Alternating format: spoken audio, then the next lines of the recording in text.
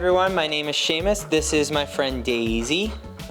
Today we are going to both teach you guys how to properly use a prong collar to teach leash pressured sits and downs. So first, going over the prong collar, the measurement, how many links and everything should be in it. I like to try to have it as even as possible on both sides. There's a little metal clip in the middle. Obviously, if it's uneven, try to make it as even as possible. When you're putting the prong on, make sure that both prongs are going into the proper opening. So I like, sometimes it works a little bit, it's a little bit of pressure, but I like to put one prong in and then just kind of push that second one in. Once it goes in, it'll lock up. Now, obviously with the prong collar, it's releasing and adding that pressure onto the dog so that we're teaching them how to turn it on and off, right? So we're basically teaching them when to go into a position. Once they are in the right position, pressure turns off. When we are doing these leash pressure downs and sits, because it's the kind of the first step into training, we are not giving a command, we're not giving a sit or a down command when we're practicing this. It's simply just them understanding pressure on, pressure off, right? So because I'm not giving instructions, there's no consequence of not doing it. Because this is typically working through a dog that has no previous training beforehand, it's something I'm not expecting them to know right off the bat what a sit and what a down is. So that's why I don't even try to use words right now in this stage of the training. Simply just using pressure on and off is going to be the biggest tool and the biggest focus of how to kind of motivate the dog to go into either that sit or into that down. First, we're going to work in our sit, our leash pressure sits, and she will kind of show you how to do it. So putting the prong on, I like to put it up as high as I possibly can on the neck. And when you know that there's going to be a good measurement, when you can have some wiggle room, there isn't necessarily pressure put on yet. So that when I turn it on, the pressure turns on, but I also don't want it to look like a necklace either, where it's just kind of hanging too low, because then we'll have to apply a lot more pressure than needed if there's too many links in it. So I want it just snug around that neck, not necessarily too tight where there's already applied pressure, because then it's also going to be confusing for her when exactly she's in the right position. So working our sits, I like to kind of move the dog around a little bit. I like to find a spot for myself to kind of stay. And then when we're applying pressure, this isn't like a yanking thing and forcing her to go down. In terms of teaching her how to do the sits, I like to just try to apply as little pressure as possible and very slowly. Good. And then right when she moves in that position, that pressure immediately turns off. So I'll kind of show you again, okay? So when we're moving around, right? And then I stop, I slowly apply that pressure, good. So at this point, we've done this a little bit now that she knows right when she feels that slightest little pressure, she needs to go into that position, because that's how you turn it off. Now, if she were to be resisting a little bit more and stuff like that, I would just keep kind of applying that pressure up and up, right? Eventually just kind of holding that pressure, that tension there until they're able to sit down. And then again, right when she starts to go down, immediately turning that pressure off, releasing that pressure so she knows, she learns that, oh, that's how I turn it off, right? So then the second command that we're gonna do is our down positions as well. So for this, I like to rotate the collar a little bit more so that the metal clamp is facing downwards. Where the sits, it's facing up. So when I apply that pressure, she's going up, body goes down, and then that's how we turn it. Now with the downs, obviously we want the whole body down, right? So I like to put that metal clamp down because when I'm applying the pressure, I'm applying it downwards, teaching her that that is how you turn the pressure off, right?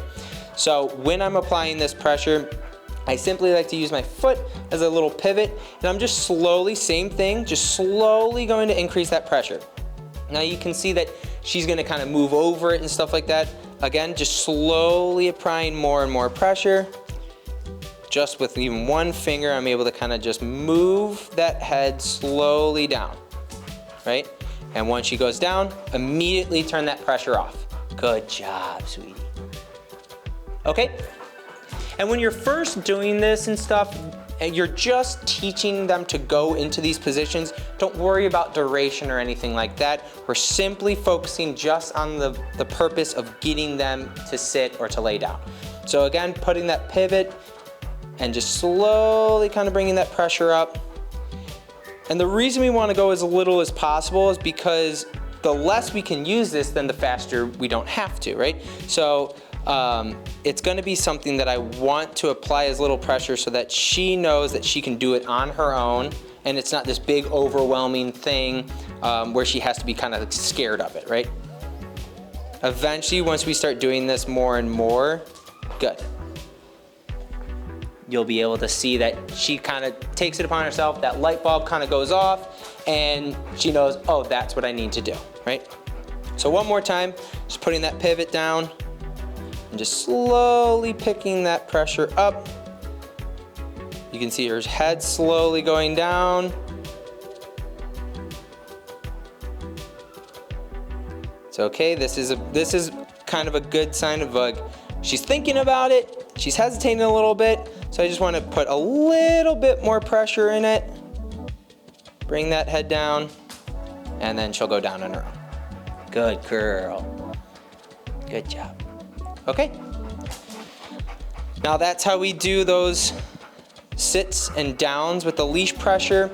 Again, making sure that the prong is kind of snug onto the neck, but not too tight where there's already applied pressure. I should be able to easily kind of fit my hand inside of that collar, but also not too loose where it's kind of dangling down, and I'm really gonna need to apply a lot of pressure just to get that kind of the tool working. Slowly applying pressure as we're doing it, whether it is the sit and the down, and then making sure the position of the collar is correct for what you're working in. Say we have a dog that is really sensitive to the leash pressure or just has no training, previous training and stuff, so they are kind of flailing around a lot more and all this stuff, right? It can be very intimidating for us to try to work through that, especially if they're trying to nip at our hands or at the leash or at the collar or anything like that. So working through a little bit more of an aggressive dog when doing these leash pressures and stuff, it's simply going to just be about, again, slowly applying that pressure. If we're doing it too fast and too much, that's when the dog kind of freaks out. But if we can just slowly apply this pressure, we can teach them that it's not that scary, right? It's a simple just pressure on, pressure off scenario. But if they're really freaking out and they're trying to bite at the leash and they're trying to turn around and all this stuff, it's gonna be a matter of just kind of holding that pressure a little bit, and then when they're freaking out, eventually they're gonna try to flop or something, and then just release that pressure, right?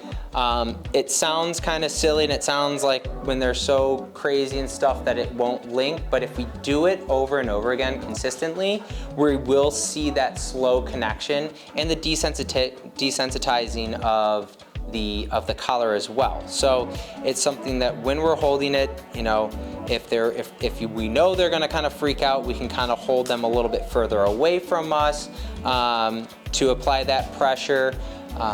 Or, you know, you can always apply a muzzle onto the dog as well. That is always a safe bet when dealing, especially with a mouthy dog, so that you can work through it and feel more comfortable doing so. Because a lot of times when they are lashing out like that, it's because they're confused or they're, you know, scared, whatever. So being able to work them through the situation as opposed to just giving up and letting them continue to that behavior is going to be the real loss of the situation. So being able to kind of fight through it and deal with the aggression and, you know, come out on top with being able to do these sits and downs is what's really going to benefit both you and the dog. And it's going to be kind of the setup to progressive training after that, either with the e-collar or not. So applying that leash pressure with the aggressive dog, I always recommend putting a muzzle on first and just holding that pressure, letting them kind of freak out for a second or two, until they can kind of calm down and realize what exactly is going on and what exactly you need them to do. Now, you can always encourage them with food and treats if maybe once they kind of start calming down, to encourage that butt to go down, or for them to lay down. As well as the first couple times, you know, I'm always fine with kind of pushing that butt down a little bit, as well at the same time applying that pressure. Once that butt goes down, pressure turns on. So that's a couple little tricks and tips on how to work with a little bit more of an aggressive dog with these leash pressure sits and downs, so that hopefully we can progress together a little bit faster and not have to continuously battle this command. That's the sits and downs for leash pressure.